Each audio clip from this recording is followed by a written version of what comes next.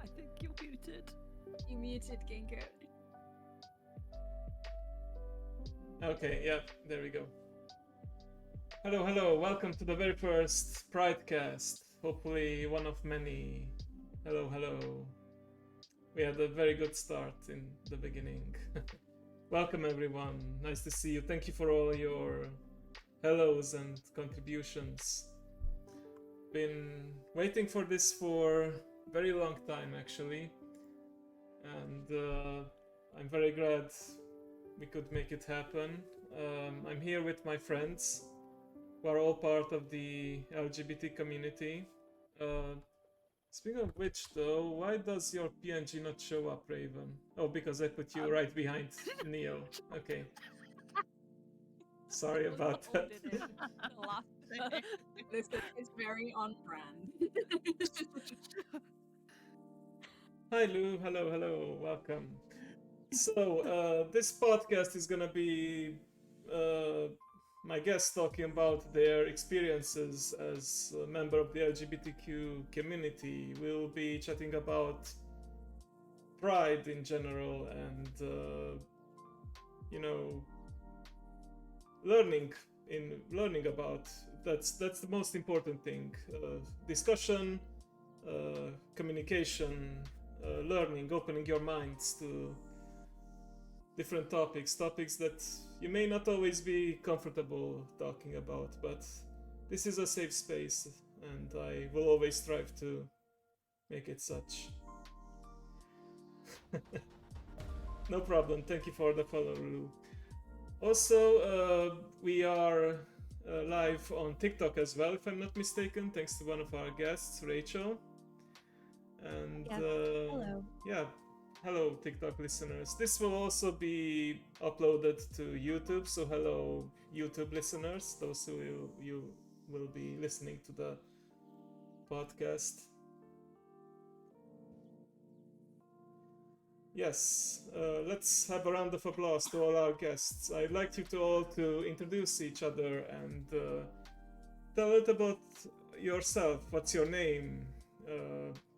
What's your gender identity, pronouns, sexual preference, and when did you realize who you really were? So let's start in order in which I see on the screen, but I will randomize the order of people so, not the same person has to wait all the time. Can we start with Raven? Yeah, so hello, I am Raven, and so I am a trans man. I use he, him, and his, and I am also pansexual.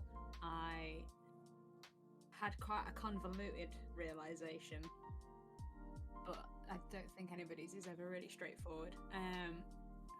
Realized I was trans initially about 13 or so, and then proceeded to procrastinate my own gender identity for 3 years. And then sexual preference, I think I was. Oh, hang on. About 14, I need to adjust the music. Apparently, it's a bit too loud. Okay, there we go. I hope you guys could still hear Raven and if you what he didn't said. hear me, I will shout. No, I think it's fine. But yeah, go on. It's adjusted now. Yeah, so it was that realization that I was trans at about 13, but not really doing anything about it for another 3 years or so. And then my sexuality, I was about 14, 15, something like that. So yeah. Okay, great. Congratulations. I'm happy that you eventually managed to come out and step into the light. Thanks. Also find this lovely person who's gonna go next. Neo. Hello, I'm Neo. Usually I'll say that's it, but I'm trans man. Pan. I like everyone. I basically collected all of the pronouns before deciding on he, him. I'd say about 12, 13, I realized something was up, and then just had a roller coaster with it until probably 2021. I was like, hey, no, I'm man. Nice. Well, Yeah. many people's journey are different. Like I think no two people have the same experience, especially when it comes to coming out and coming to terms with yourself as well. So yeah, and Raven, you and Neo are a couple, aren't you? In fact, you are engaged. Yeah. Yes, we are. Yeah. Double the trouble. Congratulations. Exactly. I might ask about that later, like how that came to fruition. So if you don't mind, so yeah. But first, let's move on to the next person, Rachel from Game Set Marriage. Hello. Hello.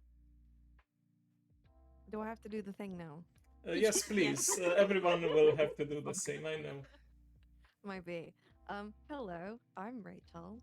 I'm currently live on TikTok at _Rachel Colton. That is RACHELCOLTON. I, for the vast majority of my life, was a straight white girl who kissed her friends when she was drunk, which is a vibe. A lot of us do that. And it wasn't until I was about 22 I had the worst breakup of my life. So sorry. Horrible. I got dumped for the first time ever. Never again. And I started seeing a trans man, and I was like, wow, I like this person, and I don't actually care about anything else. I just like this person. So I was like, oh shit, maybe I like people, not parts. That's the vibe. The she's, theys, and the gays. That's pretty much it. And also man, singular man. That's pretty much it. That's my vibe.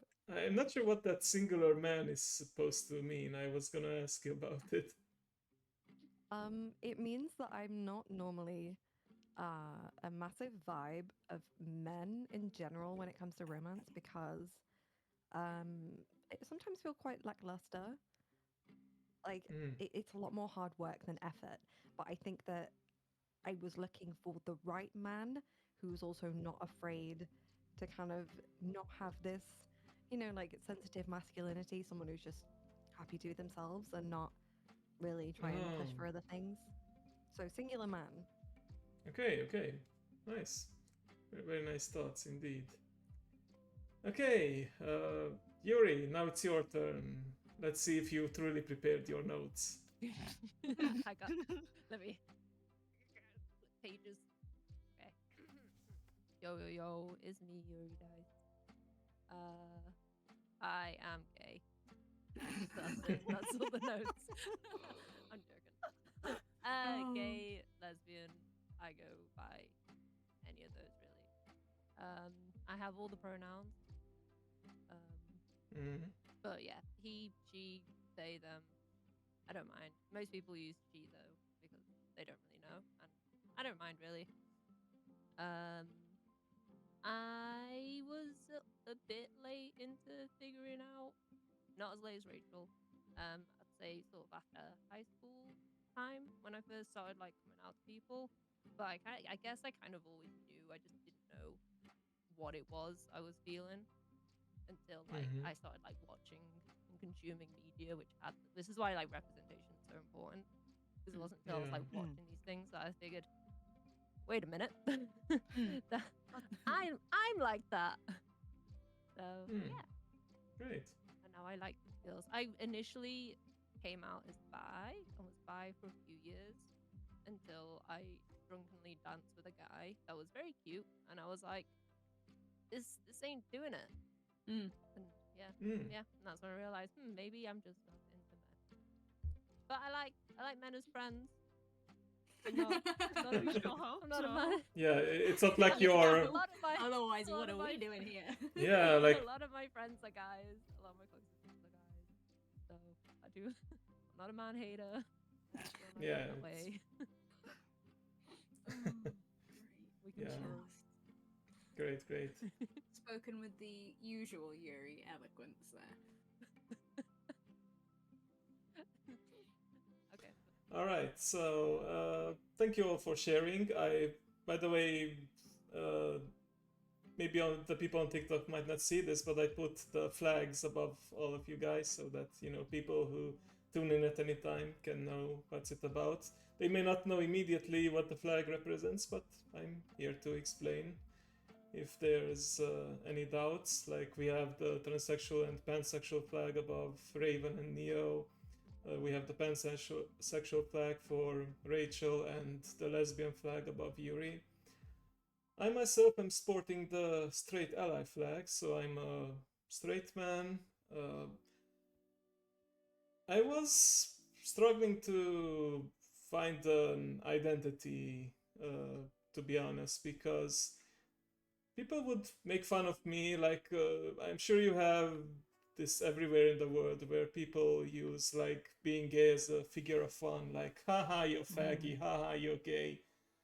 And I guess because of the sound of my voice, maybe I was a bit more effeminate when I was younger, I don't know, but I was always open-minded, and I knew that, finding a partner, someone that's close to you, someone with whom you can share everything, and someone to support you, or just someone to have fun with in bed, that can be anyone, not just necessarily the opposite gender. But I thought about this for a long time. I personally just attracted to women, the male body doesn't do it for me. But I didn't know the terms ally until actually a friend of mine who also has a gay friend. He's actually Hungarian, Romanian, like myself, except he emigrated in the US, and he's been friends with this other D&D friend, and he said that his friend called him an ally. So at that moment it just clicked. Like, I felt like, yeah, that's who I am. I accept, but I support the team. I'm just not playing in the team, if that makes sense. Yeah. Yeah. So yeah, and yeah, through Twitch I met all these lovely people, and the thing is, the fact that you are part of the LGBT is, just a cherry on top. You're all good people, fun to play with and to hang out with, and I can't wait to see some of you later in August, because just a quick side note, I have today officially gotten the tickets for the VTuber Expo in August, and all the other tickets, like the hotel, the airplane, the shuttle to the airplane, at least here in my side, because the hotel is, and the convention is right next to the airport, so that's not a problem. So yeah, but yeah, let's get started, shall we, with a video, because one of the reasons we are doing it now is because it is Pride Month. June is officially declared Pride Month, but I was curious, how did it all start? So I looked it up and came across this video. There were actually several, but this seemed to be the most recent, and I like that it was from someone called Encyclopedia Britannica. So yeah, I believe you guys can already see it on Discord. I will just share it on stream in a moment. It's over here, isn't it?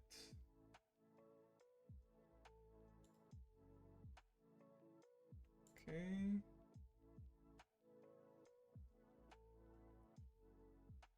I might need to add the source again. Doesn't look like it's showing up on stream. Hang on. I think it's behind. Oh yeah, I can just see. Oh, some it's stuff. behind. It's behind. Yeah. Yeah. It's behind you. Okay. No problem. Nothing a little drag can't fix. No pun intended.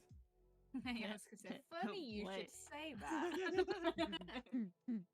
Okay. I will need to hide you guys and the flags for the time being, though. So It's okay. So that- Ah! okay. I think having us floating on the screen just really seals the deal. I think it really adds to the I like how I'm covering the man's face. Yep. You are the As man. they You want to show the Whoa. flags then too?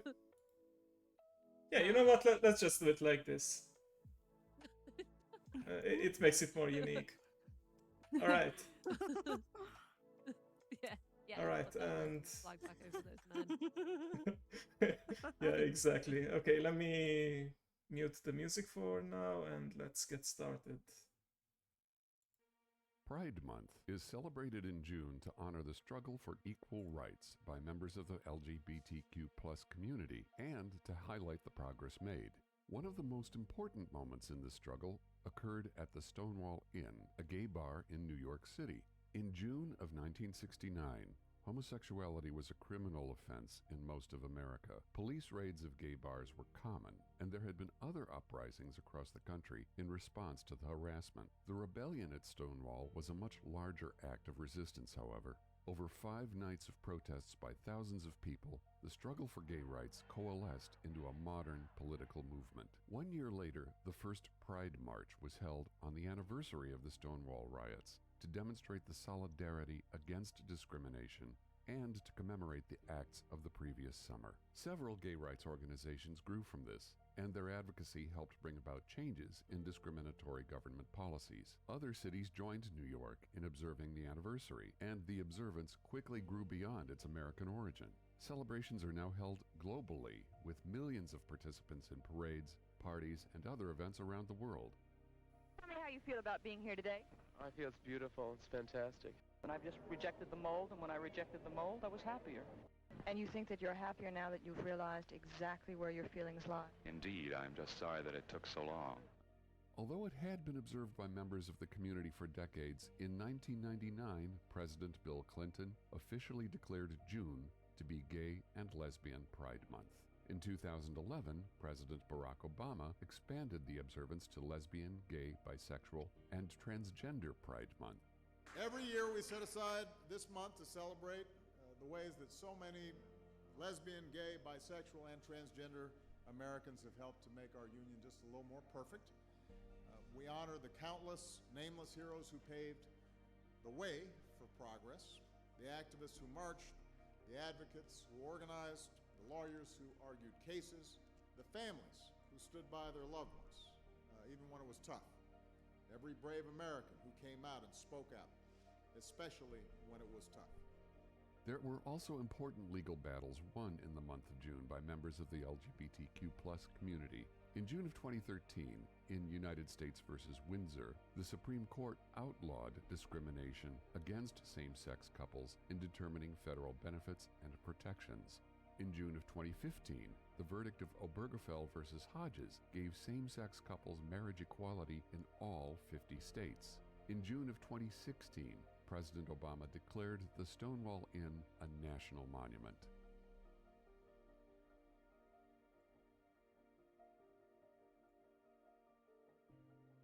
Not sponsored, but yeah, that's Encyclopedia Britannica Day for you. All right, let me just hide this again. So, pretty interesting history. It started in the US, but then it really took over the world. And it was interesting for me to see how,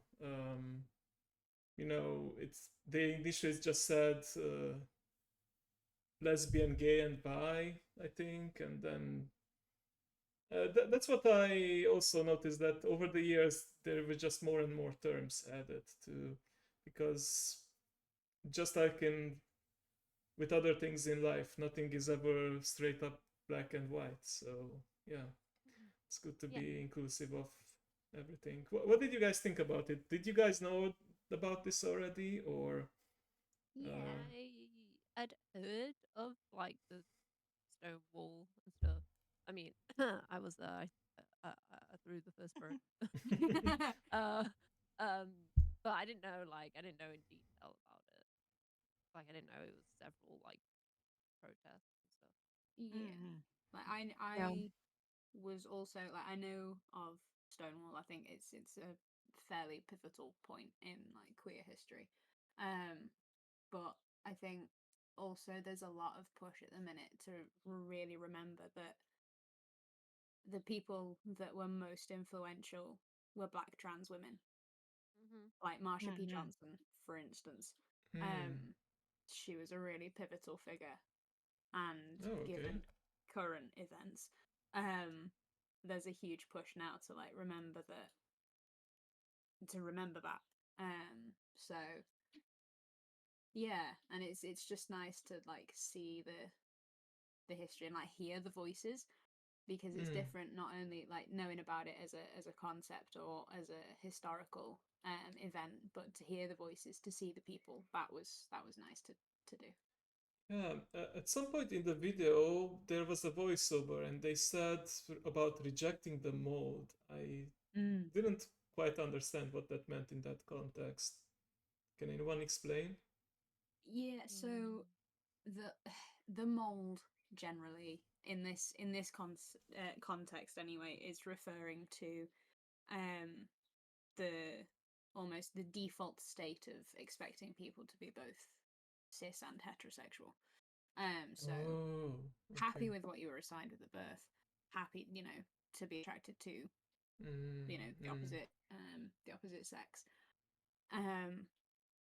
And unfortunately, heteronormativity is still huge.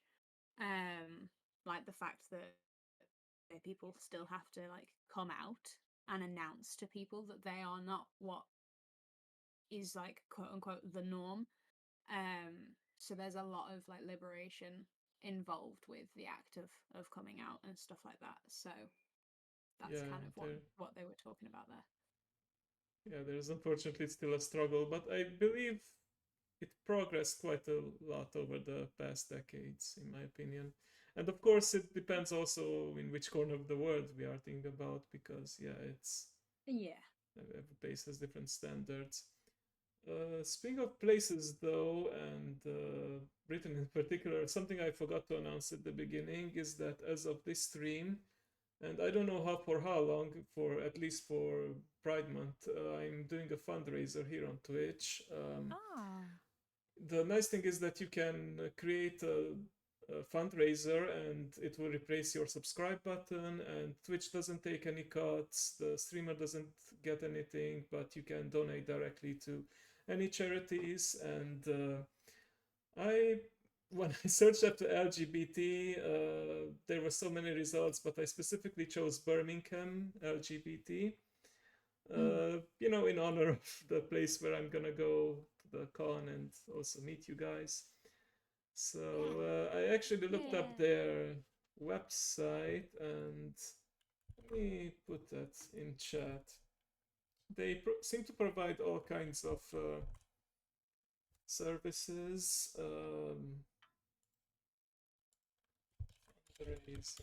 Or there we go. Mao, can you print that real quick, please? Thank you. So yeah, they provide all kinds of services like sexual health, getting tested, clinics, HIV prevention, STIs information, sport services, counseling against domestic violence, sexual violence, mentoring, befriending, training, and so on.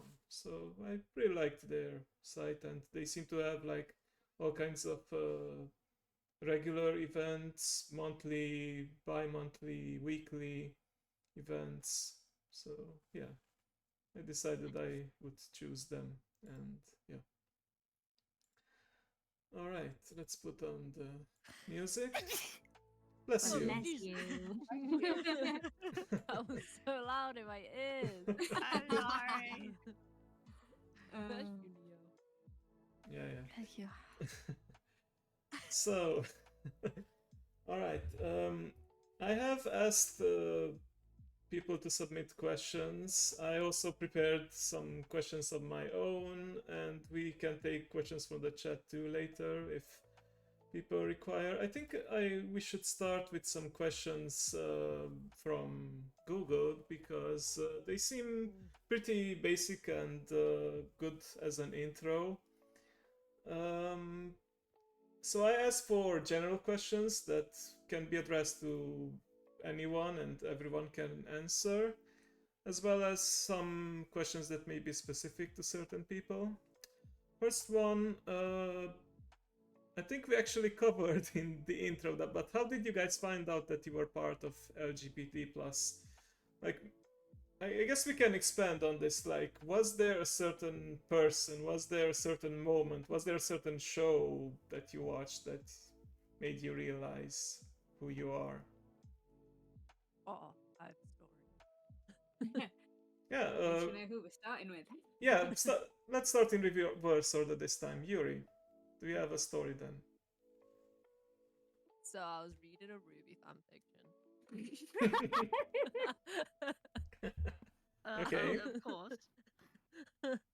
Mhm, I actually mhm. remember this evening. I don't know exactly like what click, but it all happened like very fast.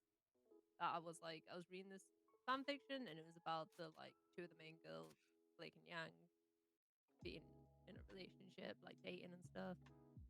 And Mhm. I was like, man, this is really cute. I really like their relationship. Like, I love this. I wish I had this. And then I was like, wait a minute, I wish I had this. Roll back. I remember like being up that evening, being like very like stressed and like shaking. I was like, oh my god, this is happening. Because I'd had like a slight incident a few years before where I sort of dated a girl, but I was a very confusing moment. So we dated for like 2 days, but I was like, I'm not gay. That's why we broke up. And then Mm. flash forward a few years later, and it's like, oh, actually, no, I was. Um, but I remember messaging Rachel that night, being like, I need to meet up with you tomorrow. and so it was literally very like quickly.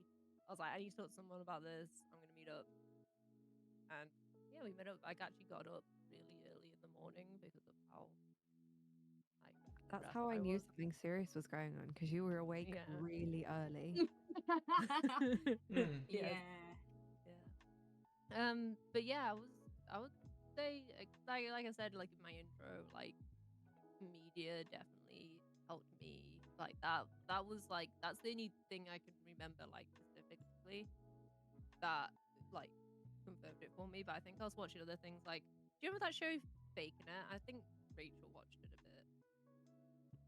Making it. I don't think I watched Sounds that. Faking It. familiar. You definitely did. It was about the two friends that pretended to be gay. Oh yeah, no, I did watch that. Yeah. Okay, yeah, there we go. I think I was watching that around the time as well, which was not great representation. No. Mm. um, No, it was not. but yeah, that's yeah, media does play a big part, and also like going back to like how I said at the start about how I kind of always had an idea is that because like at school when you like play and pretend with your friends and you would have like heteronormative like situations where you've got like mom and a dad and I would always play like the dad. I was never like I always played like the male counterpart when we were like doing like playing pretend and stuff, and I was like Mm. that's why Mm. that's why I was like that. um yeah, end of story. Oh, thank you for sharing. They Thank you. made me gay. I feel like could I interject on like the opposite side of the receiving of someone coming out, if that makes sense? Sure. Um, so when someone tells you that they are going through kind of like a sexual discovery that they think maybe they are not cis or they're not heterosexual, the answer is not, yeah, I thought so. The answer is like, oh, tell me more. How do you feel about that? Like, try and be supportive rather Mm. than, oh yeah, we all knew you were gay, because that's not the way forward to do that for any allies or any hetero people who I'm have that taking notes right discussion. now. Yeah. um, and I think that even if I might have suspected that Yuri was not straight, that was not the way to respond. And even though I was 100% supportive and Yuri knows that I'm not bothered whether they like girls or boys or and theys or gays, whatever. I'm just happy to be their friend. And I think as long as you make people understand that you love them regardless of who they are, you embrace them for who they are, and then that's really important. Hmm. Yeah. Yeah, well said, well Very said. good. Thank you. Neo, Raven, you want to share anything? Yeah, I About that. can. Mine's not quite as lighthearted and memey as. So I was reading a fanfic. It's not quite that Oh nice. no. But there you go. Yeah. So I kind of mine was very much tied to like looking at what was going on to the people around me, and then what wasn't happening to me. So like obviously everybody starts going through puberty and stuff like that, and like all of the lads that I was quite like close friends to, they were all like getting really tall, getting broad, their voices were deepening, and I was just not. And I was like, oh, okay then, this isn't right. But like I was 13, I did not have the understanding nor the vocabulary to be able to like deal with that. So I just kind of was like, yeah, we'll put a pin in that. Pro tip: don't do that. Don't do that. That's not a great way to go about it at all. Because fast forward like 3 years and I had a total breakdown because I had like just pretended for 3 years. I'd gone almost like hyperfem for some of that as well, which was a really terrible idea. Really terrible. I don't know why I ever did that, but there you go. And it was that. Sorry, I've just got that notification come through, Euri. Yeah, so I think mine was definitely a bit more of like an outwardly stressful experience for me. Obviously, I'm not saying that yours wasn't, but it was that kind of. It was a very slow stressful rather than just a panic kind of quick awakening. Yeah, mine was quick. Yeah, so it was tough. And then actually trying to like come to terms with the fact that it was like, oh nope, I actually think I am a boy. All right then, cool. What do I do with this? But I mean, Neo was probably the first person that I came out to. Yeah, it was very picturesque. We It were was park surrounded by grass and trees. Oh. And I was crying. But yeah, and literally as soon as I told somebody, and as soon as they were like, cool, what do you want us to do? It was like, oh, okay, all right, I can do this. I think my sexual orientation was slightly easier. It was just that when everybody was like getting to that point where they started about talking about girls or boys, I was just like, Euri, thank you for the donation. So. Do I have to pick? Do I have to pick one? Can I not just not do that? I'm terrible at decision making, so that tracks. Yeah, so it was definitely more of a. I don't think I could just say one, the other, or anybody who falls within or outside of that spectrum. And I'm probably in the same boat as you, Rachel, with it's like, I like the person. I really don't care what flesh suit they come in. I love the term flesh suit. I just want to put that on the record. Flesh suit, yeah. Like, I really do not care what meat mech they are driving. You know, like if I like you, I like you. So yeah, so one very complicated and one slightly less complicated. Right, great. I think mine was partly funny and kind of wow, okay.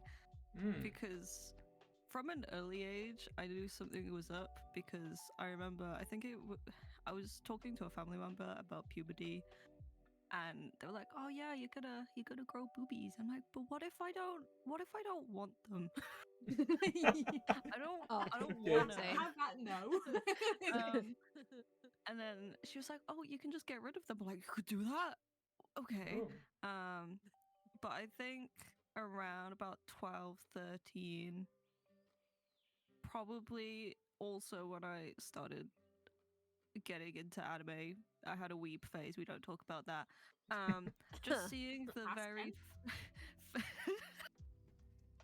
the feminine like portrayal of man, but then also seeing like really badass like women characters as well as I think kind of made me see that nothing was as simple as what Of course. I'd say UK media portrays it as.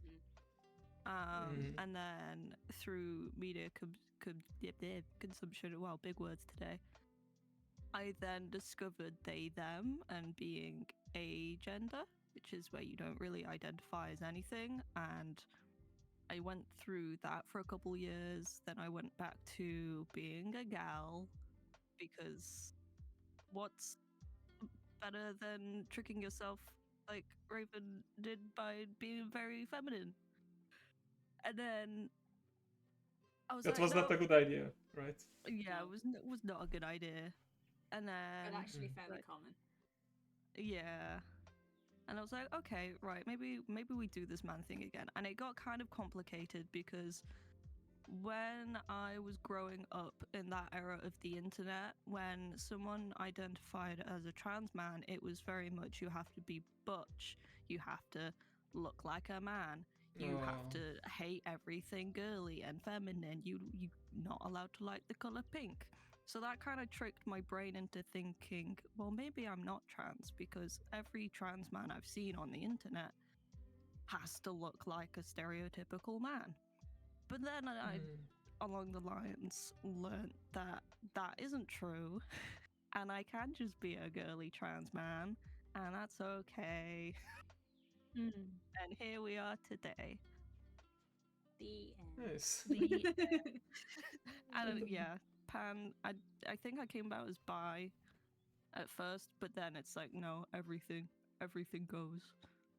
Give me Everything. Everyone's in danger. Everyone's No one's safe. We're not discriminating. Yeah, exactly. As Mao says, you can be whatever you want to be. Yeah. Can I add on because I've never really thought about what I call bi gender. Yeah. Which is the because this was fairly recent, and I kind of came to the conclusion through my own like writing because I was working on a novel that's not out yet, but it has a like trans kid in it. And through like writing his character, I was like, I'm kind of vibing with this, but like not fully vibing, but like sort of vibing. So I've always been quite tomboy anyway. And then like I tried it out, so I think I spoke to Mod Rob about it first, and he started using other pronouns with me and stuff, and I was like, this is pretty cool. And then I started looking into sort of the way like people sort of who are like gender fluid like dress and stuff, and I was like, yeah, I vibe with this. This was actually one of the questions for you in the forum, like if you can explain what gender fluid is. Gender. So I'm not really sure what the difference is when I sort of looked into it. The one that sort of jumped out to me was the bigender. I can't actually remember what the definition of that is right now. Let me look it up. Yeah, well. let me just look up this thing that I. Let me just look up my own identity for a hot sec. Yeah, I mean we don't need to use scientific terms, but just from your experience and yeah. Yeah, it's similar. They're all sort of like synonyms of each other. but I just kind of use this one as a just for myself, really. But it's just generally like I'm like happy as a girl. I'm happy as like a female, but like sometimes I wanna be like more masculine, I guess, but like still keep my like femininity. But like I quite like when people use like other pronouns with me and stuff. Like you the Strem Tem call me like dad in the chat, for example. I'm like father. Yeah, your name like Yeah. father. like I'm father. Yeah, you are the father of Minecraft. You are. Damn. Minecraft. So like yeah, it just allows me to like sort of venture into this sort of unknown realm of like gender identity, and it just gives me that like freedom. And I've been pretty happy with it for the last couple of years. Like it's not made that much of an impact, and it's not something I've really discussed with the Dice family because I just didn't. It's not really gonna affect them either way.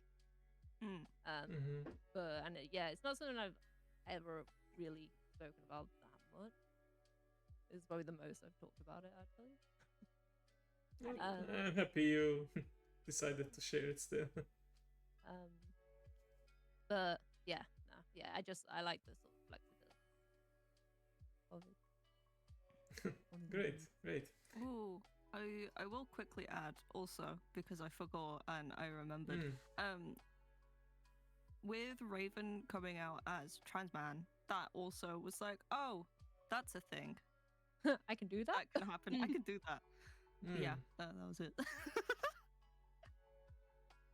Great. So you guys were already friends, from what I understand, you two, Raven and Neo, and I didn't realize that Raven existed for 2 years because I thought he was a newbie at the school we went to. Yeah. I was just putting the slightly we were dumb we were in half. different halves of the school year, so we didn't actually see each other. So like to split up for timetabling purposes, they would like separate into 2 halves, and so we were in completely different halves. So we didn't see each other like ever. We didn't have any classes together. This we weren't also in... happened to me and Rachel as well. We were all very tragic. I'm so glad. Right? Very there sad. could have been more of this. Yeah, so you just did not know that I existed, and then I got presented to your friend group because I had art class with one of our mutual friends. Yeah. And you were dead ass like, oh, I thought you were like the year below us or something. And I was like, you what? You what? Huh? But yeah, we were really good friends before. And then it's great. He gave me an absolute heart attack when left me no. on red for 5 whole minutes. At least. Listen, I was also panicking. Yeah, I hid under a table. Our relationship, it's a slow burn, like 20k fanfic. Oh, totally, yeah. So just 2 idiots that can't make a decision. It was I like you. Do you want to go out? Well, yeah, I don't if mind. you want to. And then, yeah, but I'm asking if you, but like, do you want to? If hypothetically, if I would hypothetically ask you out, would you say yes, no? Completely, yeah. It was so like we were dancing. To this day, I don't think either of us said if we would want to I don't think either of us said a straight yes to going out. No, we didn't actually say a straight yes, but it was like enough like just absolute drivel that we understood that yes was the answer. But yeah, we made it such a complicated and convoluted thing. It's like, it's a very simple, do you want to go out? Yes. Great. That's as simple as it should be, and yet. Yeah, I mean, that goes for everyone, I think. Yeah. Like, that can happen to anyone. I feel like dating, getting the nerves to ask someone out and getting the confidence, and sometimes you overthink, like, should I take this step? What if it ruins our friendship? And that kind of stuff. Yeah, I mean that was my worry. And then it turns out that we both actually liked each other for probably about 6 months before either of us told each I other. And we think were it like, was we the, could have been doing this the whole time.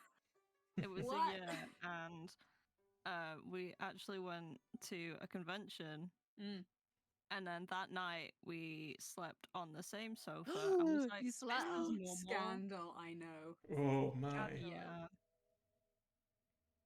At this point, I was oblivious. You were having like a gay panic. Yeah. I And had then no idea. Mama Nia was like, "Are you dating yet?" I'm like, "Ugh." Yeah, Mama Nia has known Yeah. since day one. All right. Yeah, these are all very great stories. I'm loving the vibes here. I hope you guys are feeling comfortable too. Like the fact that you guys are sharing all this stuff. Yeah. Ready to watch another video though. We talked about representation, and sometimes, unfortunately, media uses LGBT people as like, well, they parody them like as a way to get some laughs. And there's a show, I don't think it's on anymore, called That's Gay from Infomania, I believe it's called, and it's a segment run by Brian Safi. Brian Safi, I believe, was also a writer for Ellen DeGeneres for a while, but yeah, I picked out this particular video called Sissy Commercials. Okay. I like the videos. You like You already took a look because I minimized it because I wanted Yeah, to make sure. I was looking down at the playlist. I was like, oh, nice. Yeah. I came prepared, except I probably will still screw up somewhere, but it's okay. Right, showing the That's how video. you know it's live. Yes. It only takes 30 seconds to piss off Brian Safi. 30 seconds of commercial time, that is. He is mad as hell and he is not going to take it anymore. Here he is with this week's edition of That's Gay.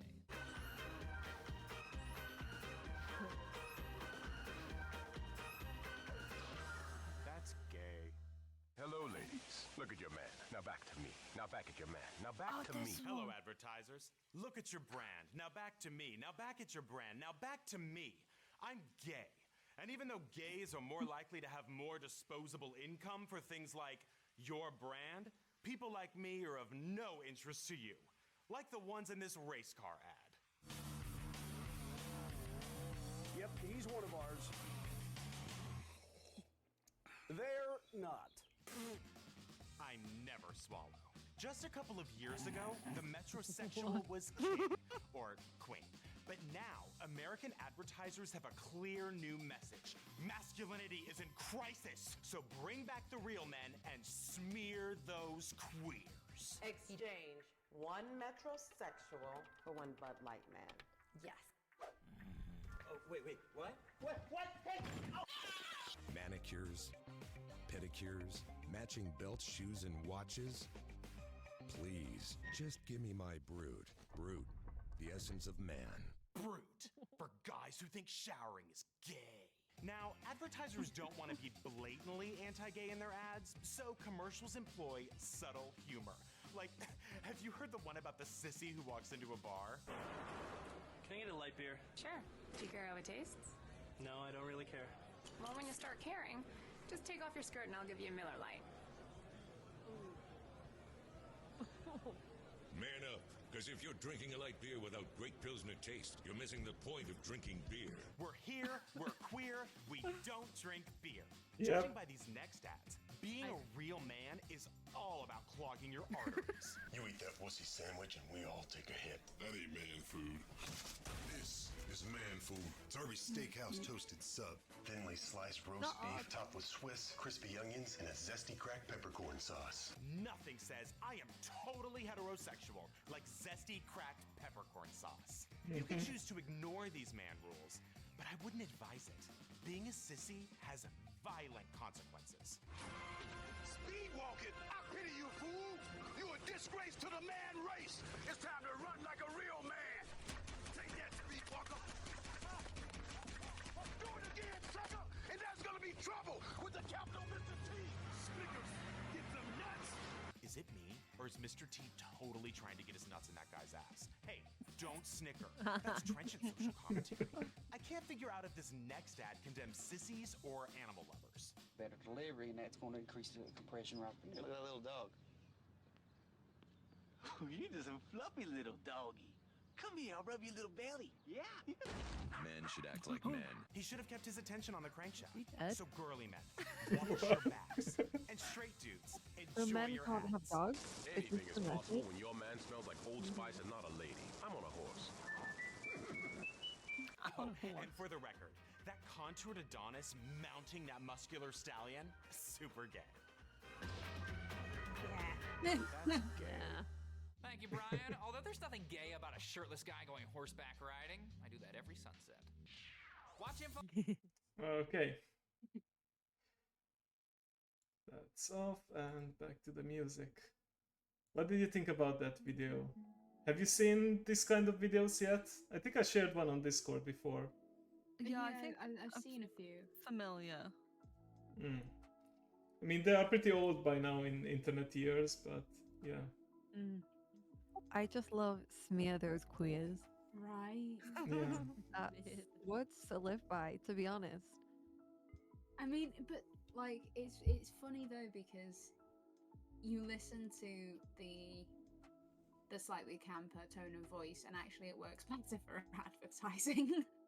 Like because of that, it's upbeat, it draws your attention in, it keeps your attention in, rather than the alternatives. It makes me giggle a little bit that they don't want the theatre kids to do their advertisements. Yeah. Poor theatre kids, those are the ones that need work as well. Ain't it?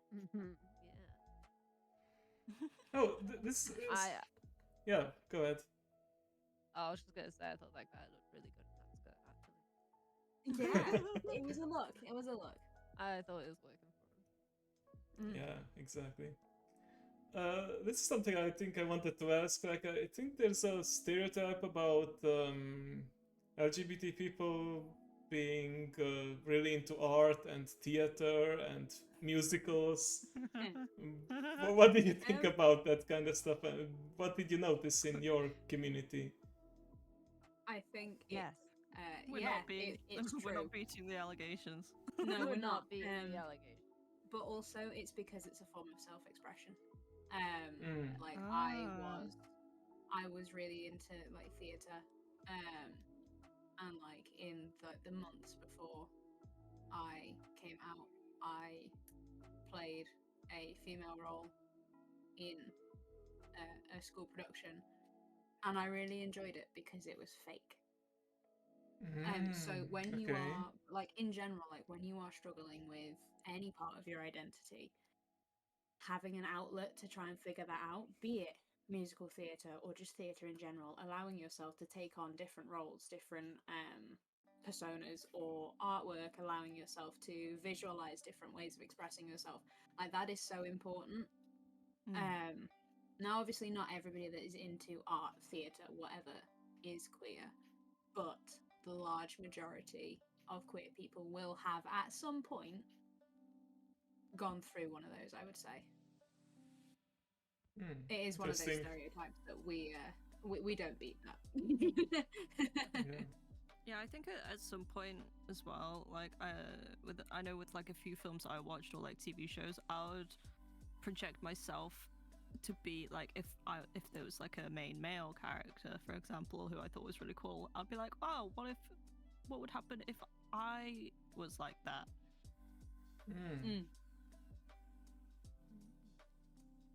I also think that a lot of the theatre and kind of creative outlets are a lot more accepting of things that are more out there. Like theatre in general is not something that's massively mainstream.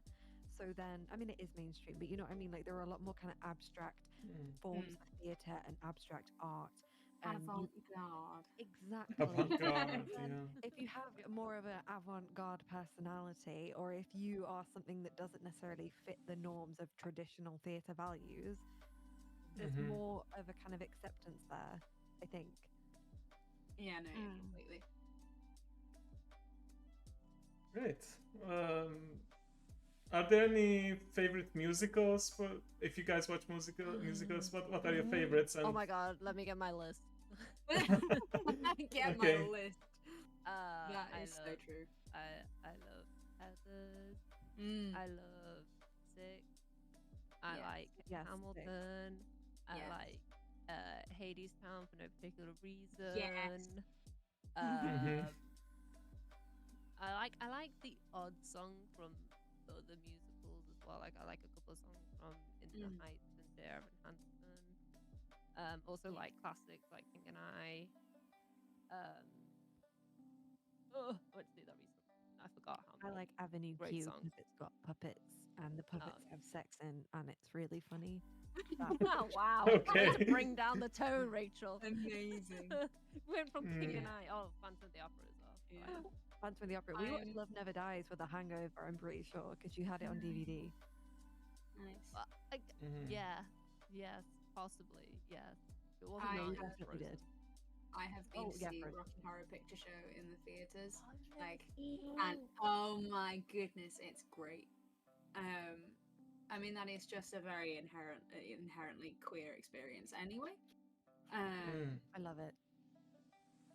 And the best part about my particular experience going to see it was that the year before, all of the religious people, the God Squad, as we like to call them, had camped outside of the theater with like signs and stuff, doing their usual thing. And at the end of the show, the cast came out in full costume, which is usually just lingerie, and offered them Oh. tea and coffee and biscuits. And actually, the tickets sold out the year afterwards, so it kind of backfired on them. But yes, Whoa. it was They were great. signs And of support, right? yeah, Yeah.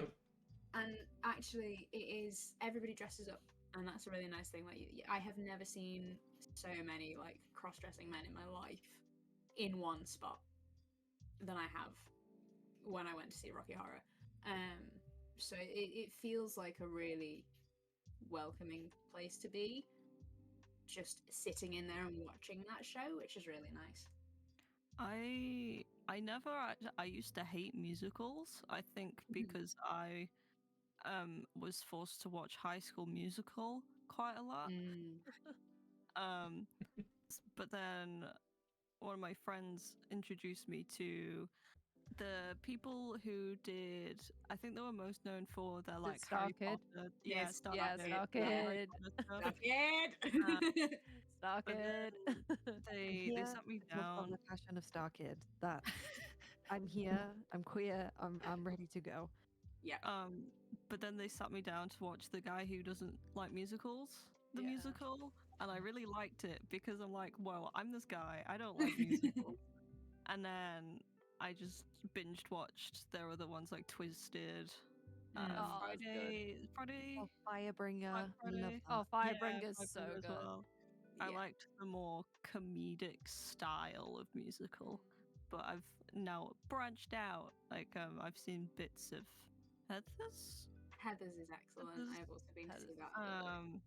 Mean Girls as- is really good as a musical too. Oh yeah, Mean Girls. I forgot about Mean Girls. And then what was You the other one? forgot about Mean Raven Girls? showed Renee me. Rapp. I'm sorry. What's the one, Raven, that you showed me? But it's not a musical. But The it's concept. Do I get to talk about the concept musical? Oh my goodness! What? Oh, no. he got really excited there. You have just unleashed a beast. I've put you all in danger. Yeah, but it's good danger. So there is a concept musical that got started on TikTok. That is a concept for a musical of the Odyssey. Mm-hmm. It's called Epic. What? Very Oh my good. god. Oh my I think God, I've you- heard of this. Oh my, it's so good. I have actually been listening to it on repeat and only it for probably nearly a month now. That is the only thing that I've been listening to. I'm slightly obsessed. But it's great. I got a 3-hour talk about it. You did. I got a TED talk. I don't think we have enough time for all of that, but No. I'm like kids practically vibrating with the amount that I'm having to like rein myself in. to not hijack your stream completely. So I I'm appreciate just gonna it. sit and just be like, please just like look at it. It's great. Yuri, Yeah. I expect you to do it. I'm looking at it. I've got it up.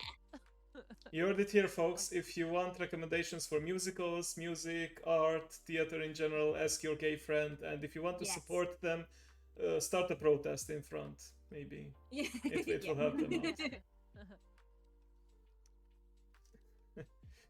All right. Let's watch another video. How about that? And it's gonna be Yeah. yeah. It's this next section. I believe is gonna be about what I think we talked about in. Oh, sorry, it started already. What we talked about briefly in Minecraft, the gaydar and detecting if the other person is part of the Rainbow Squad and if they might be interested in you. So this is gonna be a duo of videos, what your lesbian friend is actually thinking. Have you heard of Hannah Hart from My Drunk Kitchen? Yes. And BuzzFeed. So it was a collaboration with BuzzFeed, and it's gonna be basically two videos. One with BuzzFeed's video, and one is like almost like an outtake with Hannah Hart. So let's watch that, shall we? Okay. And showing it on stream too now. All right.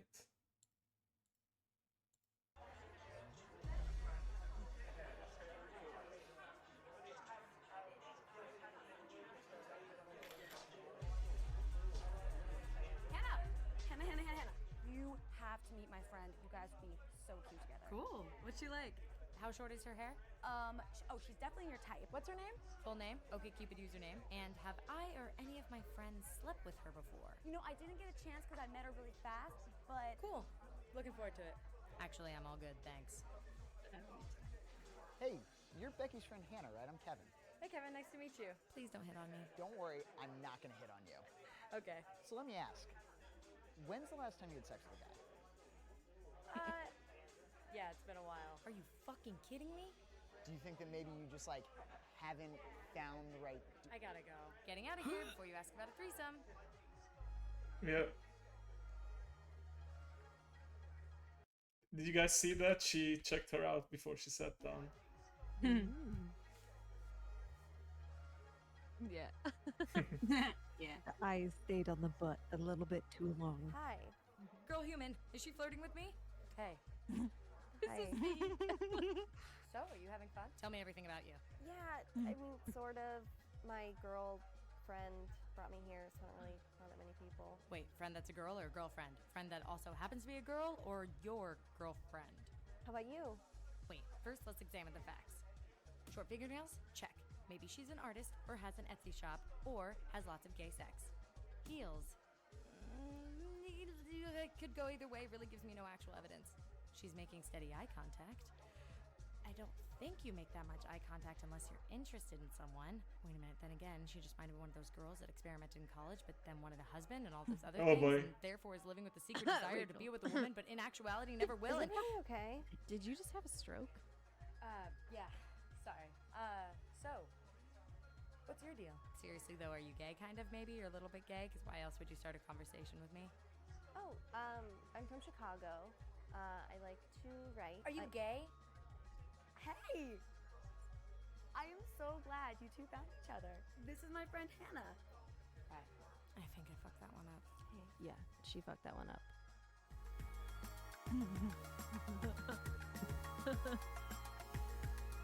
Yeah, and that's actually gonna follow how to ask girl if she's gay. Hi.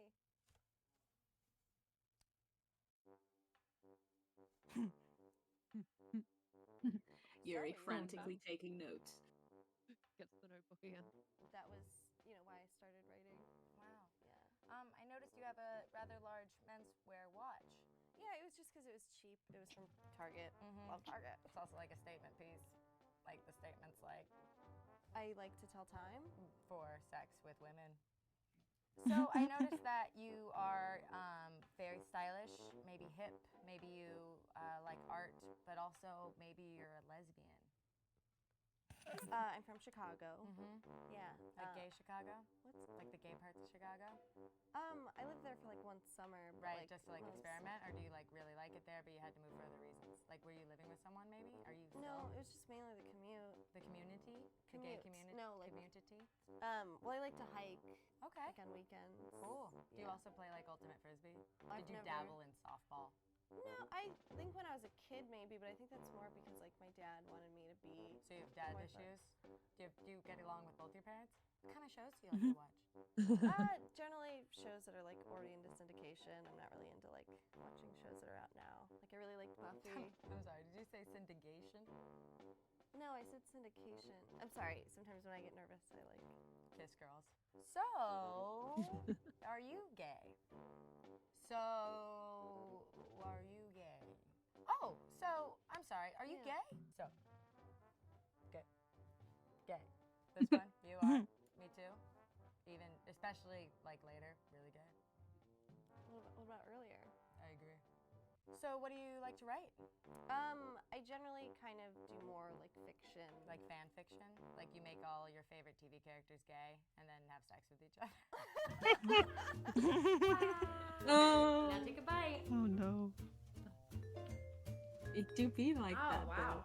Who feels attacked by that video? Please raise your hands. Hello, Really shall we raising start a my hand. support group? Legit. Gay That support underworld group. work. If a female customer takes any more interest in me than the general sale of something, I gay panic, and I'm like, "Going with me? Is she? So why is she asking? Why is she asking? I'm like, is she gay? She looks kind of gay. so you resonated with that a bit. I did absolutely. I have zero riz, no riz, absolutely like I Negative have anti riz. riz. The like one day I went on whilst I was away studying, was with a girl I met on Tinder, and she was talking about how she hadn't like clipped her nails, and I was like, oh, I recently painted mine because my Rob painted my nails for me.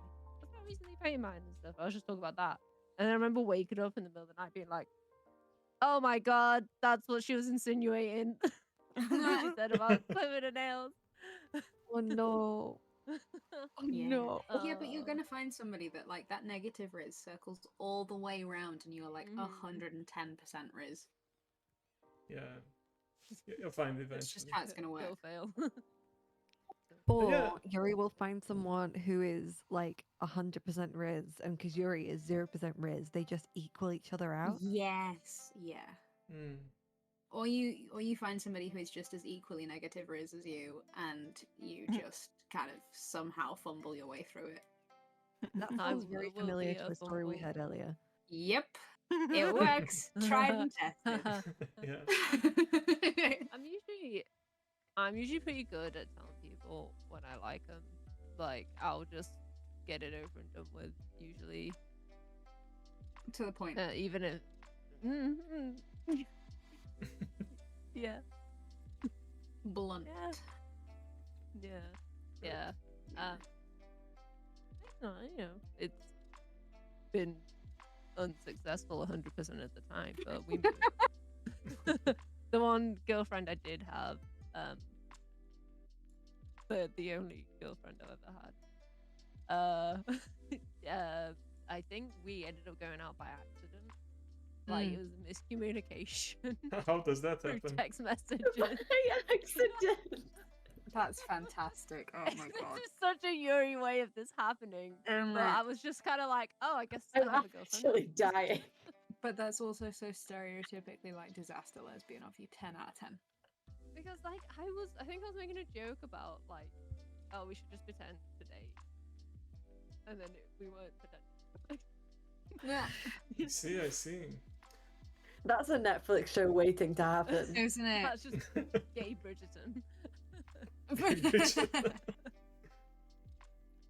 Yeah, I like to think that if dating wasn't hard enough already, I imagine it's even harder for LGBT people because they first have to realize, okay, am I hitting on the right kind of Oh, person? God, Like, yeah. what if they're not into Like, that? I thought that, but like all my gay friends are in healthy relationships, so It took a while. and even but even yes. gay friends that were only out for like a year are in a healthy relationship. I Or think moving it in probably together. helps that we just flock together. Yeah. It's Like, fine. I'll wait. you just interact with the same kind of people, so there's less of that chance of, oh, I fucked up.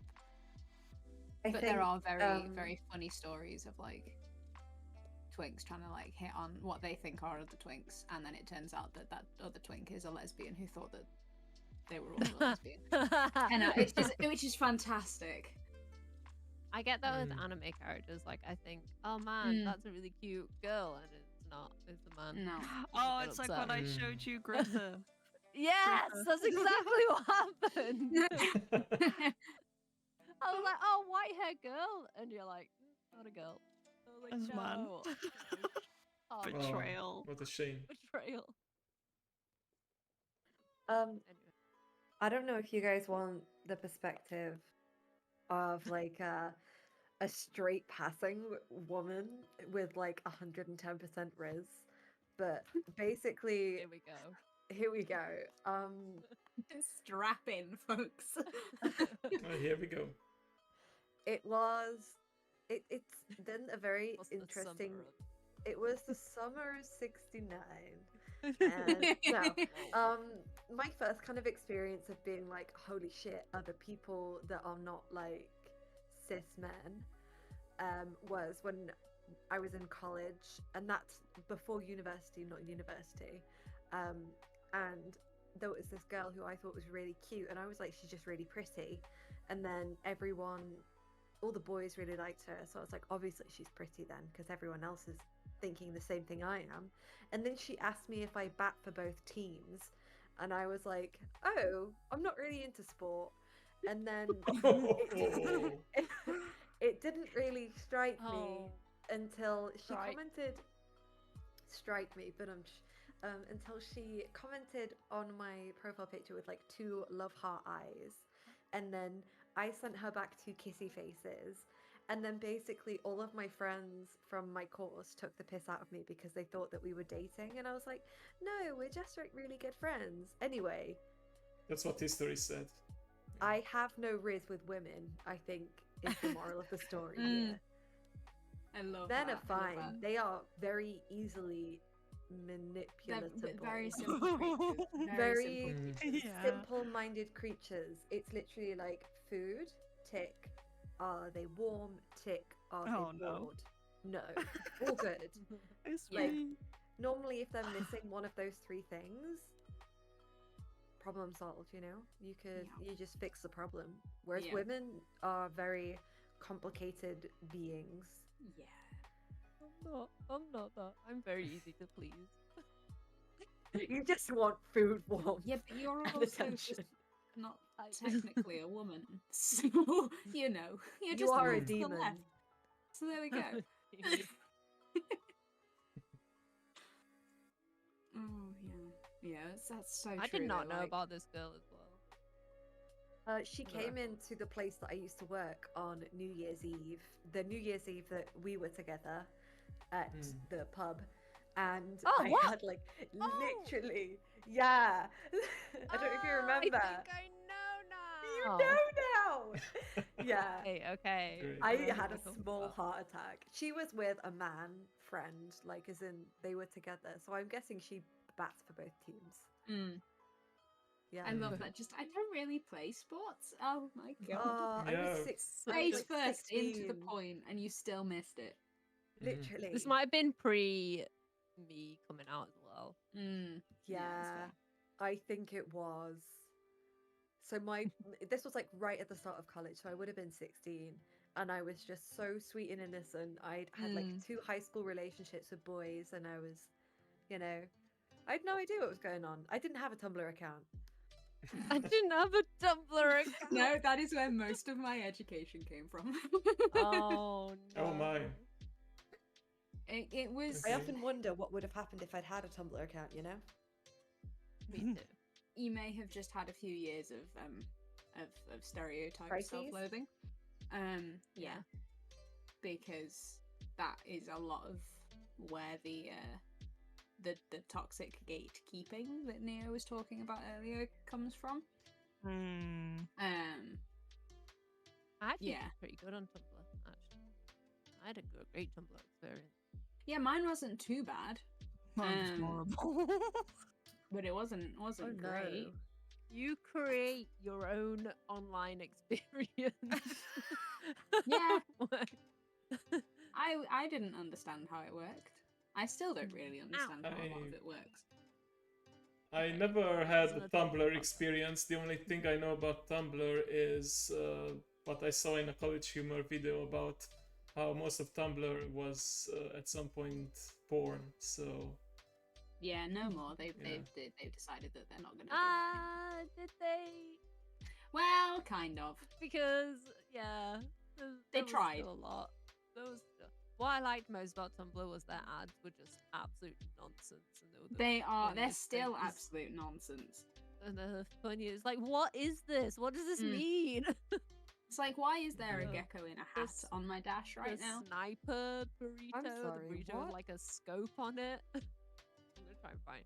Y'all carry on. I'm gonna search for Tumblr ads. okay, how about we answer one of the questions from Google again? This one is for Rachel, although two other people could also answer this, but this one was specifically addressed to Rachel. Can you explain what pansexual is? I think At least it from sums your up pretty perspective. well. Yeah. Yeah, from my perspective, it's pretty much again, people not parts. Like I don't tend to really be bothered about whether someone is a man or a woman or an MB. It's pretty much if I like you and I vibe with you and there's a romantic interest there on both sides, then that's cool with me. I think that's pretty much it. I don't think there's much more to explain than that. I think just throwing it in, there are kind of two different sides to that particular like line of thinking. Like there's the people that really don't care either way. They're not bothered. It's about the person rather than kind of what they may or may not have. And then there's the other side where they're like, yes, everything is good. I like everything. And yeah. Yeah. So yeah, it's I it's totally that, get that. I really don't care versus I care a lot and all of them are great. I feel like that's the interesting. general consensus that I've found. But obviously, like even within that, if I'm allowed to like kind of go a little bit more personal to my side as well. Of course. Yeah, go ahead. Yeah. So there is like I still have a preference within my preference, if that makes sense. Like I'm not particularly bothered either way. Like if I like a person, I like a person. I'm not gonna seek somebody out based on whether they identify as a man, as a woman, or anything outside and in between. But at the same time, like within that, I still find myself like having a preference for people who identify along the more like masculine and male side of the spectrum. So, but like that's not to discount anything else, and obviously I am completely discounting anything other than Neo now. But there you go. But like, yeah, so it's still a very fluid thing to have, even when you feel like you've got that set identity. Your identity can change, and I think that a lot of people need to like understand that. Like your identity and the way that you feel about things is a very fluid thing. Yeah. So It's like so many things that change as you change as Right. a person. You aren't Exactly. just stuck with one label forever. That's kind of the Yeah. best part.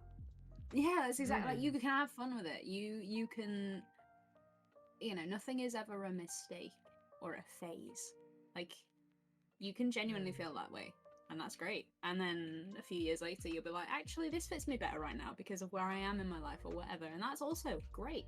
Yeah, and language also evolves. Yeah, right?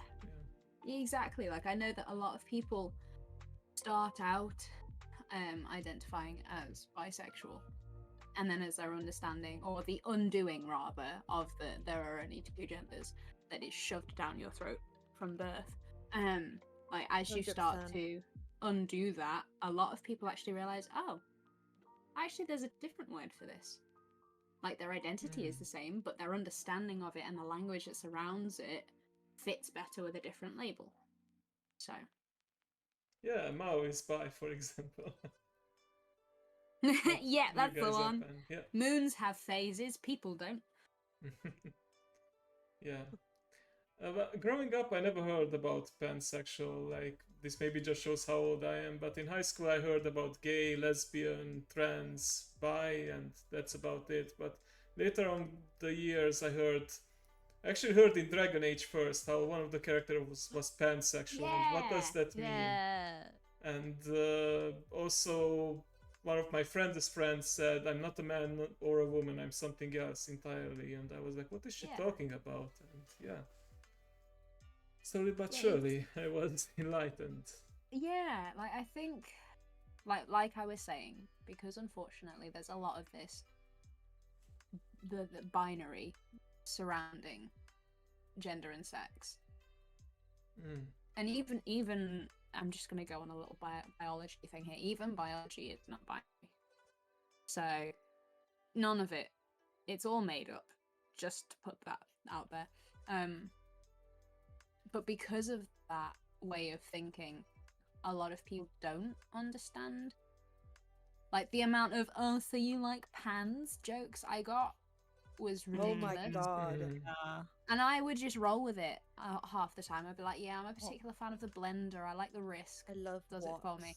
Yeah. Like I would just, roll with it and do it that way. But yeah, so many people are like, oh, so you like pots and pans? No. Real quick, No, I I once actually went to go see the movie Pan with a pansexual girl. Amazing. The stars Nice. aligned. Excellent. But yeah, like it's a lot of people just, and again, still going along with like misconceptions and things. Bisexual doesn't mean necessarily that you like men and women and that's it. Bisexual is just the same and opposite, or the same and other. So like, you can have somebody that identifies as bisexual and they like women and non-binary people.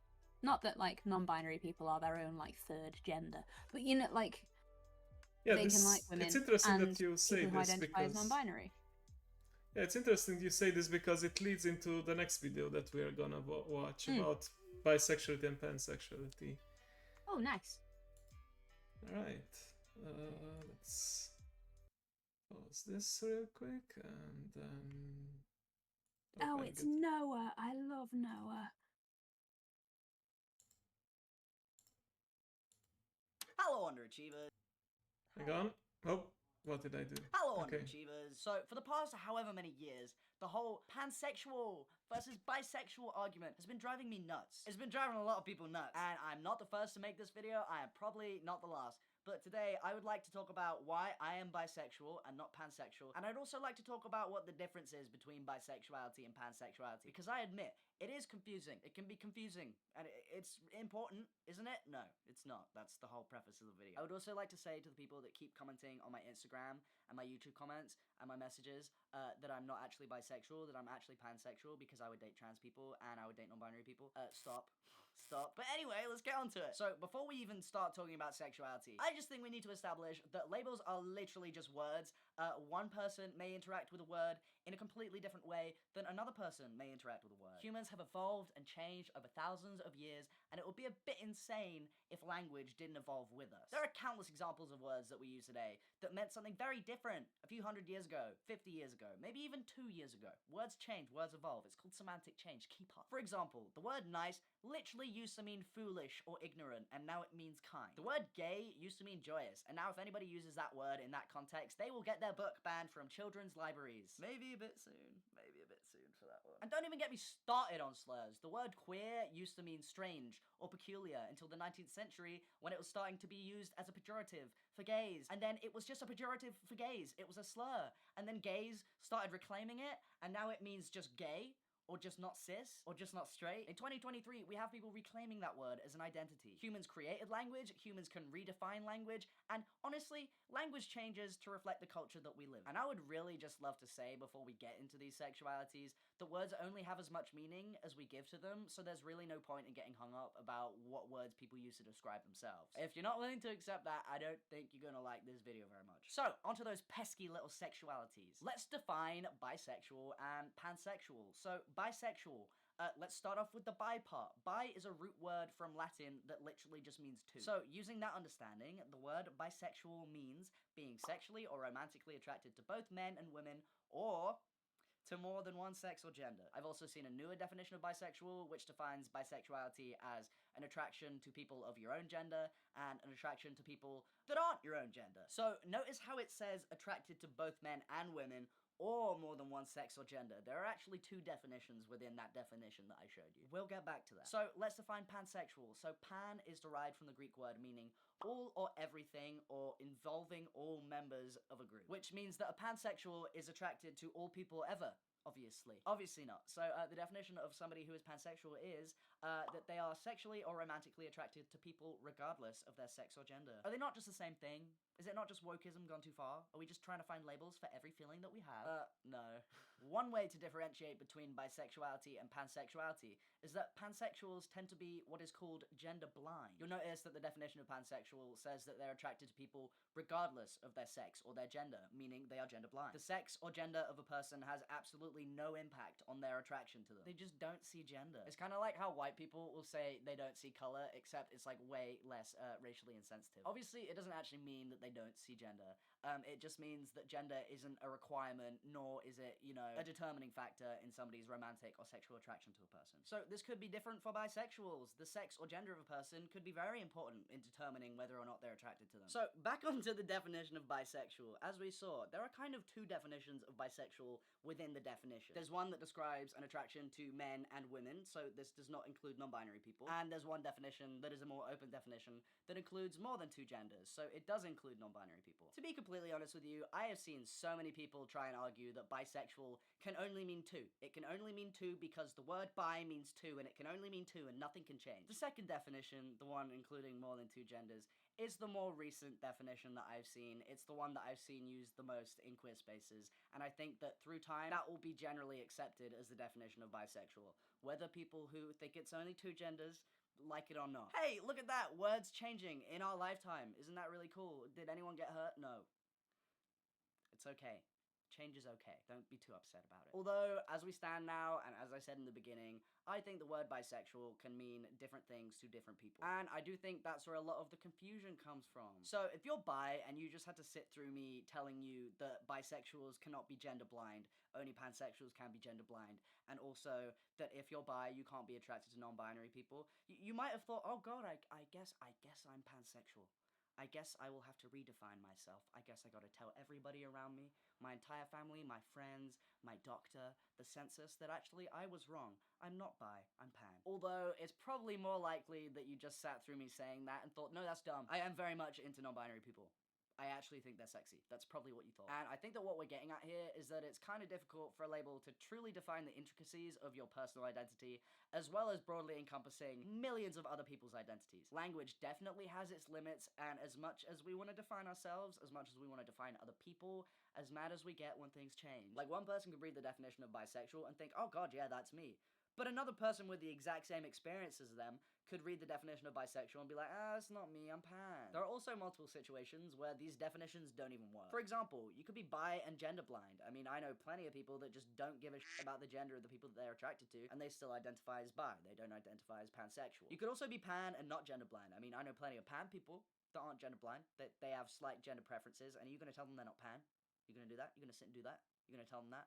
You silly goose. You could also be bi and into all genders, not just men and women, and that would mean that you don't fit the first definition of bisexual. And I also think you could identify as bi and also pansexual. They're just words. And if you did encounter these examples in the wild, what would you tell them? Would you try and tell them they're wrong? I just need to say this before somebody else comments it. No, being into trans people does not make you pan. If you're bi and suddenly you're into trans people, that doesn't change your sexuality. If you're bi and you're into a trans guy, that's the guy part of bi. That's the man part. There's nothing else to say about that. I also think it's worth mentioning that probably a lot of people don't even know what pansexual is. I think your nan is way more likely to be familiar with the word bisexual than she is with the word pansexual. If language is for communication and we're using these terms to help other people understand us, I don't think there's anything wrong if you consider yourself a pansexual to just tell people that you're bisexual out of ease. It gets the general point across. So to make this wish-washy video even wish-washier and, you know, to conclude on the differences between bisexuality and pansexuality, I don't think there's any reason to give a shit about the differences, to be completely honest. I'm not saying that pansexual is a hyper-specific label. If being succinct and claiming specific labels to, you know, really delve into the differences between different genders and sexualities is your thing, absolutely go ahead, but I think the way that we move forward is I think we should care way less about what other people call themselves. So, to finish on my identity, I identify as bisexual, and I have for a good few years now. Am I attracted to two genders? Yes. Am I attracted to more than two genders? Yes. Do I care what gender somebody is? No. Most of the time, no. Would I f somebody regardless of their sex or gender? Yeah, if they're hot. I've had plenty of people tell me that I'm not bisexual and that I'm pansexual. My definition of bisexuality is the attraction to two or more genders. So to me, that's what I am. And I guess that's the end of the video. Let me know in the comments what your sexuality is. How do you feel about your sexuality? Could you technically define yourself as pansexual even though you identify as bi? Is it the other way around for you? How do you feel about labels? Let me know in the comments. That's the end of the video. Have a good day, though. See you later, losers. Goodbye. Hello, underachievers. So Okay. Let's put the music back on. Just love his head movements. And also, I don't know who played the quack sounds on the soundboard, but very good comedic timing. I think that was a mixture of most of us. I see. I definitely saw I Neo knew where doing it it. was. I wish I knew where it was. So if you hover over the screen, there's a little, like, it looks like a little confetti tube, but it's a speaker with sound things coming out of it. And if you scroll down to Discord, just found it. there's a quack. Well, that's what the rest of the stream's gonna be. There we Quack go. sounds. Oh wait. So much. We haven't used that one. I was very entranced by that video. Like I was fully. Yeah, same. I love I thought it was just a little, you know, talk about pansexual and bisexual, but it was also about language and how terms change and how people can have different interpretations. It was quite fascinating, yeah. Yeah. It's like at the end of the day, like words are just words. Yeah, and like I've like me personally uses labels to help myself understand things. Yeah, and that's. Yeah. I mean, this is a conversation that me and Euri had on the back of a bus on the way back from college, in which I was awful. Like, you know, when you look back This at is probably something... the one time we actually had a big falling out. Yeah, and it was awful. And I'm very stubborn. I rarely will admit I'm wrong in situations where at hundo p I'm wrong. But you know, when you look back at something, you're like, wow, what a dick. I was awful. I don't know, Euri, if you want to tell this story from your You perspective. were basically arguing over whether, as at the time I was like I had come out as bi, and so I would quite often just say like I'm gay, and it was you and another friend of ours was like, we're like, well, you're not gay, you're bi. And that was what the argument was about, the label, and like, can a bi person call themselves gay? And it's like, well, I'm using gay as sort of an general term, like an umbrella term, to describe what I was. Yeah, but I So also that's think that's that that's what the argument. in that situation, no one should be telling someone else how to define themselves. Yeah. Like, Yeah. full stop. I mean, I know we were like 16, 17, we were all like very used to this and just going off of what our own information and our own upbringing tells us. But I think that if I could go back in time, I would just tell myself to let people say who they are in their own words and just respect that.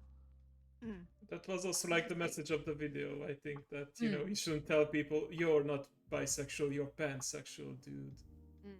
Yeah, 100%. Just because you don't understand a term doesn't mean that the term is wrong.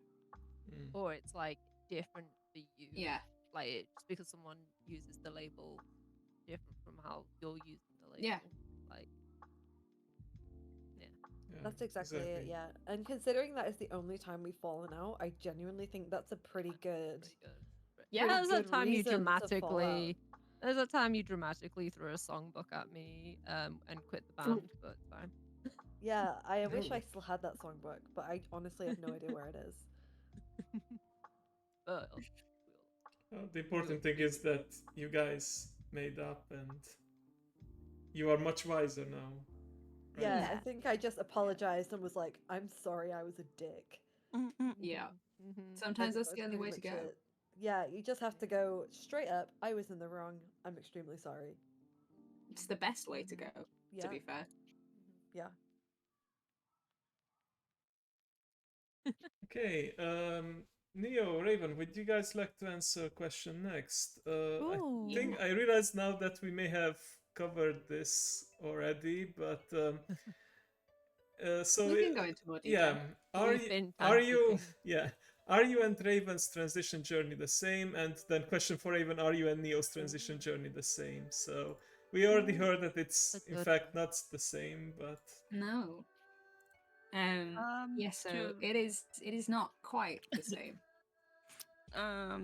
So with me, I think the first thing that comes to people's minds when it comes to transitioning is immediately hormones. Every medical thing that you can do it. Whereas I'm like, I'm quite happy taking it slow. Like, I'm not too repulsed by how I am at the moment. I quite like the way I look and sound. Pretty much thanks to my friends, and I'm blessed with a slightly kind of. I've been before I was out. I've been called a boy before just based on my voice, which has been nice, especially after I came out. So I'm more so, if I was to transition medically, I think the furthest I would go is get hormone replacements. Whereas Raven is so everything. Yeah, pretty much. So I think I'm gonna operate on the assumption that nobody knows anything, which I know isn't true, but it's just in case that there's somebody sitting out there. Generally, being trans is defined by like having gender dysphoria, which is that disconnect between what your body is and what your brain is telling you. Now that can focus on like physical aspects like of your body. Obviously for like trans men it's usually focused around like the chest, that kind of thing. I get a lot of it focused on my voice, but also like there's also gender euphoria, which doesn't necessarily mean that, which I think is probably similar, more closer to, wow, great English, closer to what you experience, Neo. It's not that like you hate your body, but you get that feeling of euphoria when people associate you with being a man. Yeah, like I think if I'm quite blessed in the chest area where I'm not noticeably woman. so Okay. I can get What away happened? with I don't just wearing anything, which I'm very fortunate about. So I don't feel the need to Mm. like get them removed.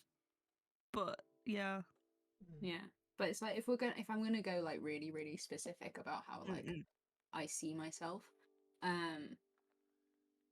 I still operate as a very kind of gender non-conforming person, but instead of it being a masculine coming from a female side, I see myself as feminine coming from a male side. So like I'm a feminine man rather than I'm a masculine woman, but I'm still kind of somewhere in that midpoint. Like I know I'm never ever gonna be like a really stereotypical hyper masculine kind of person. I'm just not. That's not who I am. You don't have to be. I like curling up on the sofa and knitting. You know, like I like doing cross stitch. You know, it's not gonna happen. But yes, so the system in the UK is broken. It's so broken. I was on a waiting list for 6 years before I got an appointment with a clinic. Wow. And that was... Christ, when was that? And that was like my first appointment was a year ago. And I'm only just having an appointment with the endocrinologist like soon. So, you know, it's a really, really long process. And it's not their fault. It's not their fault. Not to get too political, but it's not their fault. They're chronically understaffed, they're chronically underfunded, and they are extremely overworked. So it is what it is. It sucks, but it is what it is. But yeah, so I'm kind of on completely almost the opposite side in that I am like actively pursuing hormone replacement therapy, so that will be like testosterone to basically put me through puberty again. Yeah. That's gonna be a fun journey. Oh yeah, and not only that, but I'll be doing puberty and the menopause at the same time. Super fun. Super fun. I know. So yeah, and then the next step for me after a couple of years of that would be to look into a double mastectomy, which is commonly referred to as top surgery. And then kind of see where I am. Like I don't want to like rush through things. I'm very happy to do one step, sit on it, see how I feel. Do another step, sit on it, see how I feel. Because I think the worst thing would be trying to do everything all at once and then realizing, oh, I have made a terrible mistake. So, but yeah. I think with my journey as well, it's made me, even though like I have my days where I'm like, I don't want this, I don't want to be in this body. Because I am a feminine trans man, the journey has made me kind of see that I can embrace that feminine side of me, and it's a good thing. And it's like it's become more of a positive than a negative, I would say, in these recent years. But there has been a running joke where it's like, hey Neo, maybe you should get on the list, and then like 10 years time they'll come to you. Yeah. Then you'll have enough time to have thought about it, you know? Yeah. Yeah, and actually though, like as tough as it has been, I am definitely in a better frame of mind now to be dealing with a medical transition than I was when I first came out age, 16, 17. Because at that point I was like, give me everything, give it to me now. I don't want to talk to people about why I need this or why I want this. I need it now. But, fast forward 20 years, just not 20, I'm not like about to reveal my age there. But fast forward to now, it was a long journey to get here, but I am now more able to actually talk about how I view my identity. I'm more able to talk about like what my goals are, like how I want things to turn out. And so, yeah, as terrible as it was, it did allow me a lot of really vital maturity to be able to actually just understand what the fuck was going on. So, TDLR. We're two sides of the same coin. exactly. Well put, well put. Yeah, well, thank you for sharing that, and good luck on your journey. What can we say? Thank It's of course not an easy one, but congratulations for making it so far, and for Thanks. coming to terms with all the different things. All right. Yeah, like it's not easy to make yourself feel accepted with others, and also not easy to make peace with yourself.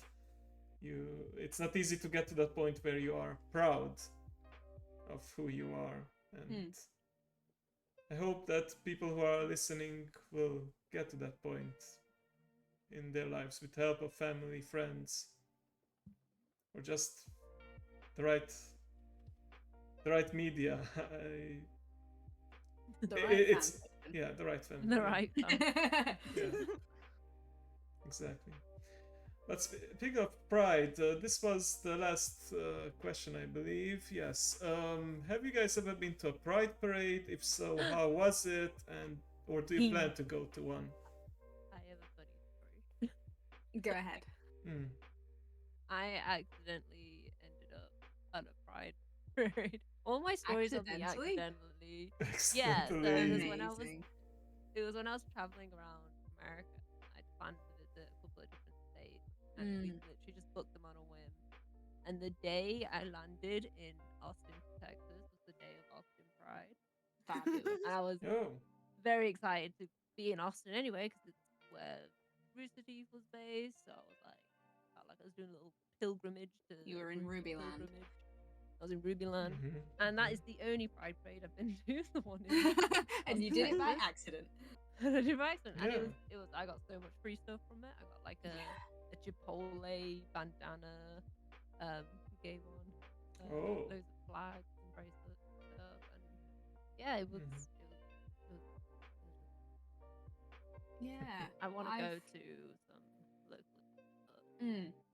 Nobody goes with me. I would also like to go to one. I've never been to one before.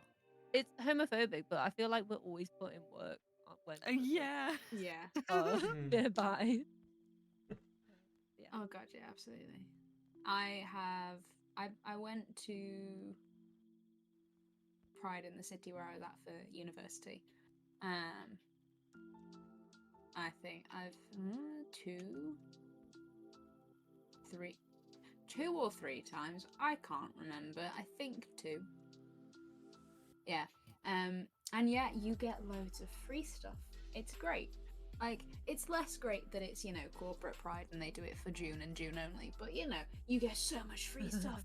And it's all, like, emblazoned with rainbow, and it's fantastic.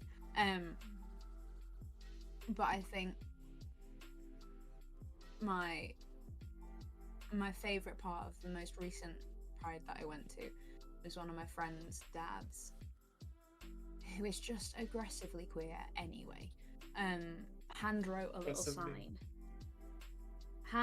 sign that said, if you can't come out to your parents, you can come out to me. And I know, and he made it on like the little local like Gazette newspaper. And we had so many people coming in and being like, I really appreciate you. I really appreciate this. And he did get quite a few people coming up and being like, can I come out to you? And he was like, yeah, that's what the sign's for. Yeah, go for it. And like seeing it's amazing. That kind of acceptance from, somebody that I knew as well, like to be extending that to complete strangers was really, really nice. Yeah. And plus, it's always fun seeing the drag queens perform afterwards. Oh. Yeah. I went to a gay night in Cambridge underneath a bookstore once. That was had a drag show going on, and that was incredible. Good night. Yeah, it's an experience. Anybody else go Pride ever? Pride?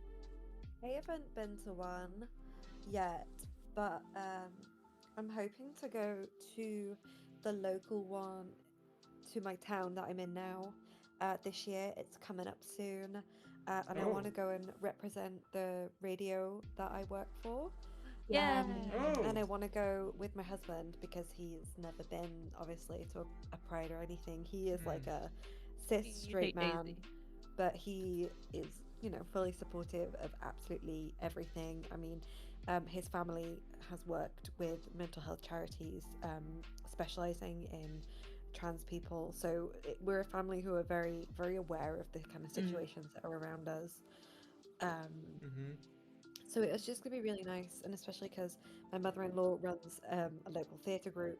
So of course, a lot of people in there are people that are part of the LGBTQ plus community. Boot fits. So it's just going to be really nice to kind of, especially because I'm new to this town as well, nice to get involved with a community that I feel like I will feel safe and welcome in. Oh yeah. Yeah, absolutely. Yeah. Like literally as well. Like when I got to the Pride the last time I went, I'd walked out of the train station, and somebody very aggressively walked past, lovely in an aggressive way though, just bisexual flag hanging from their shoulders, and screamed at me, "I love your trousers!" And I was like, "Thanks, I did it myself," because I'd like put little patches in them and stuff like that. And then once again, when they were actually in the parade, and I got an aggressive point being like, "Trouser guy," I'm like, yes! So yeah, like the sense of community, it's aggressive but in a very loving way, is just fantastic. So birds of a feather flock together, they say, right? Exactly, that's exactly it. Yeah. All right, I just noticed how time flies, and we are past the usual curfew hours, but if you don't mind, I would love to show you one more video too, actually, but the second one is short. Yeah. To, go off on a light-hearted tangent, and we are all gamers here, we don't, doesn't matter what. I thought you were gonna say gay. Yeah, I've seen the term gamers with an Y in between, but but you don't need to be of a specific gender or sexuality to love games. And this next one is also from Infomania and Brian Safi, and it's called "That's Gay, Video Games Are Gay." Yes, they are. Hello, underachievers. Oh, I just did it again. No! It's because the videos keep changing size, so I try to press one button, but another thing happens. Okay. Let me show it on stream, and let me pause the music. There we go.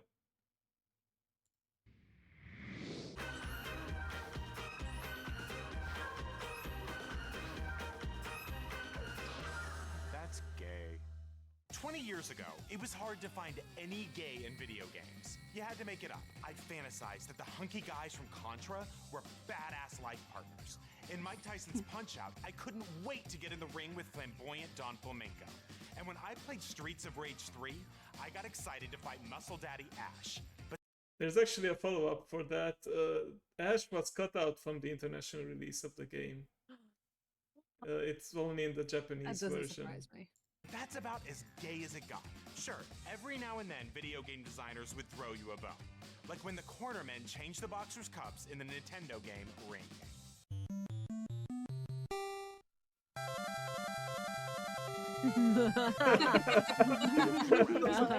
Suck. And of course, there's the 1995 Japanese fighting game, The Legend of Holy Protein. But again, nothing explicitly gay in that.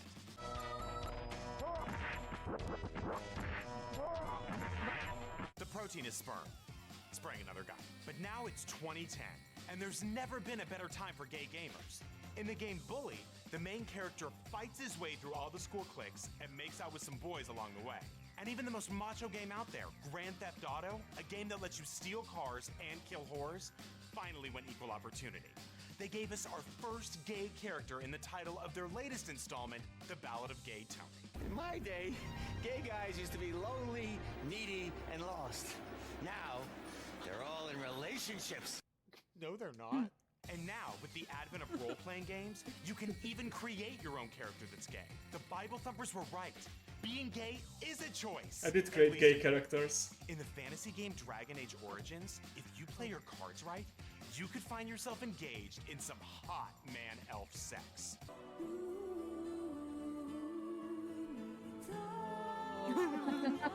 Zevran, good old Zevran. My best movie.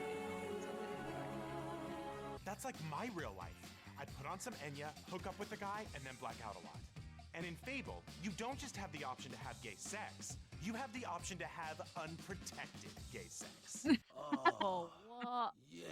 Who cares if you have to have sex with a 75-pound double-bladed axe on your back? You're raw dogging it. But by far, the most progressive game out there is The Sims 3, where you can live your entire fantasy life as a gay person and do things real life doesn't allow. You can meet a guy, get a back rub, make out with him, get married, have sex, adopt a baby, and then put the baby down on the floor, where it belongs. So the gaming world has come a long way. But remember, you can totally be a gay character in a game, just don't announce that you're gay in an Xbox Live chat room with the screen name Gay Boy. Hey, gay boy, are you a f***er or what? Hey, gay boy, what's the biggest f*** you ever took? Hey, you're a f***, you like it in the ass every night by a black guy. Not every night, just when I can't play Dragon Age. That's gay. Watch Infomania's half-hour show Yep. every Thursday night at 10 p.m. on Current TV. And this next video is a follow-up because I was curious. I never heard about Streets of Rage 3, and then I heard that the character was actually cut out from the international release. So let's watch real quick the comparison.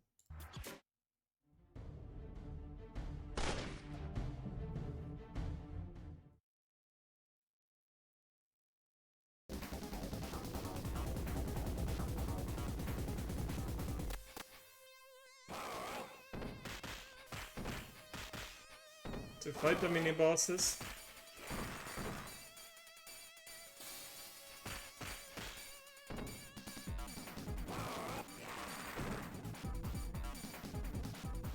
So the stage just ends. The boss is even skipped. Japanese version.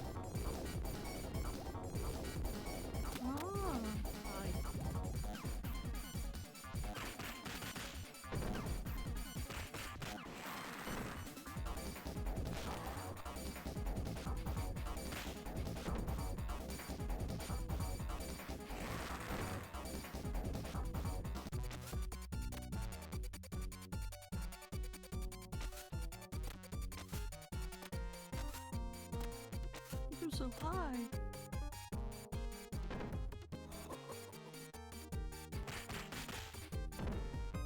Wow.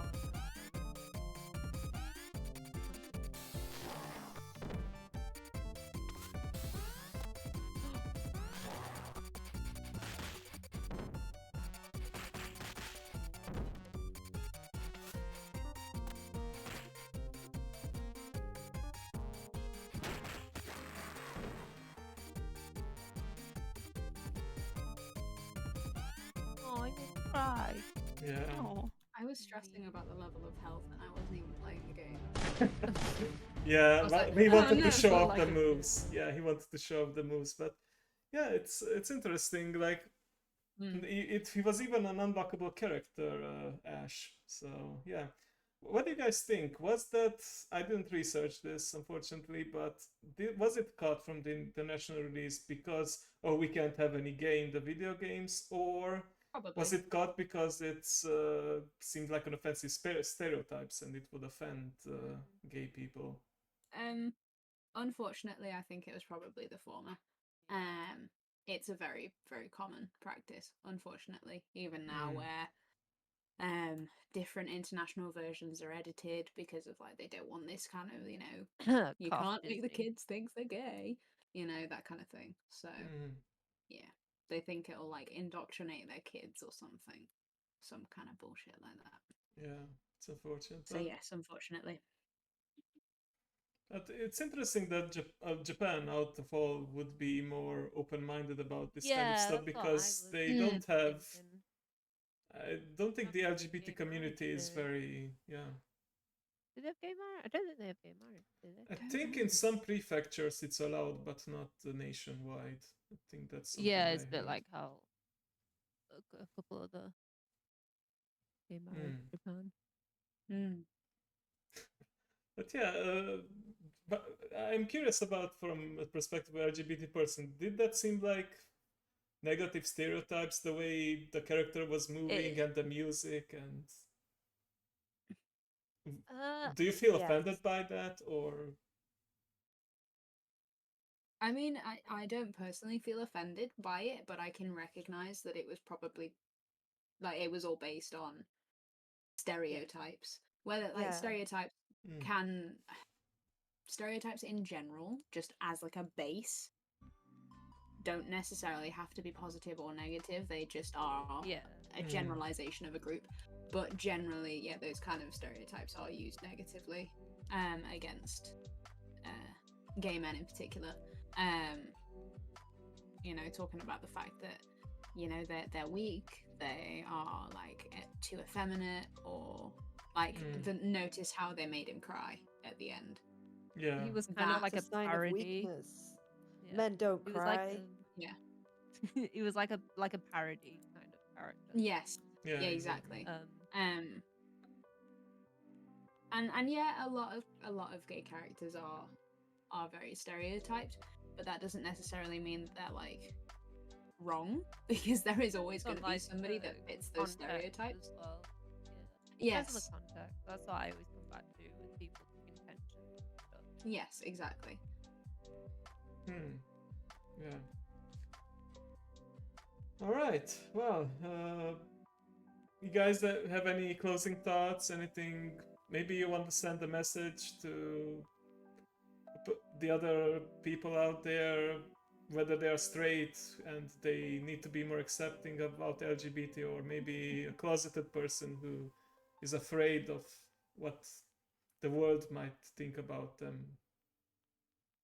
Anything? Any encouraging words? Say, do what makes you happy, but also I think having a good support network is very important.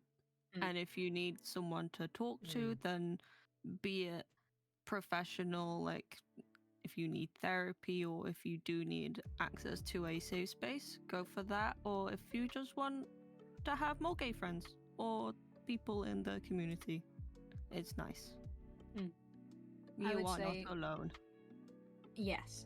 I would say, like, to anybody that might be like questioning, experiment, see what works. You know, like if you're thinking, you know, having like a gender identity crisis, play about with names, play about with pronouns. It really does not matter. And then to anybody like who isn't part of the community, who might be listening, we don't necessarily need you to understand everything. We don't necessarily need you to be able to make as much sense of it, but we do just want you to respect it. Just respect the decision that we've made. Move on. It's really not that hard. Exactly. I concur with everything.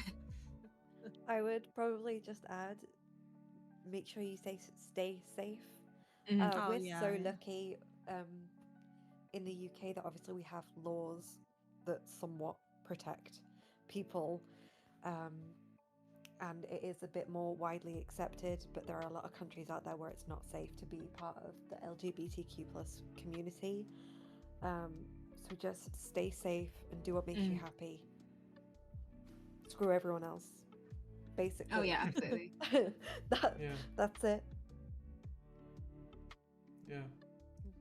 Well, thank you for all these lovely messages, and I don't think there's anything else I can add that hasn't been said already here, but know that you are not alone, and if things are not looking too good at the moment, they might improve, and I want to quote. I'm totally stealing this line from Brooklyn Nine-Nine. I really love that line from Captain Holt. May he rest in peace. Yeah, may he rest in peace. Every time one of us comes out and says who they are, the world becomes a better, more interesting place. I love that line. So Yes. good. Yeah, the world would be very boring if we were all the same. Exactly. Right, well, thank you guys so much for joining and for Thank you for being hosting. part of my first thanks ever for having us. podcast. It was great. Yeah, I loved our little chat, and maybe we can, even if not a completely regular thing, but maybe we can do this thing again because there's so many topics to delve into. There might be always more questions and more things to discuss. So yeah, absolutely. Or even just like more like podcast formats anyway. Yeah, because we can ramble. Oh yeah, Oh, we're yeah. yappers. Talk for days. I'm a yapper. I will go Yes. until you tell me to stop, and even then, that's not guaranteed. And the fact that you all know each other from real life and you had all these interactions, you have all this chemistry, and yeah, I love that, and I have to say I'm very fortunate to have met you guys. Yeah, we're And you'll meet us. fortunate to see you. Yeah, all that. Yes. So very excited. Okay, so with that, I think I will just say my closing thoughts, my usual closing thoughts, but you can add yours too. Know that I appreciate you all. Remember to take care of yourself and love each other, and I'll see you next time.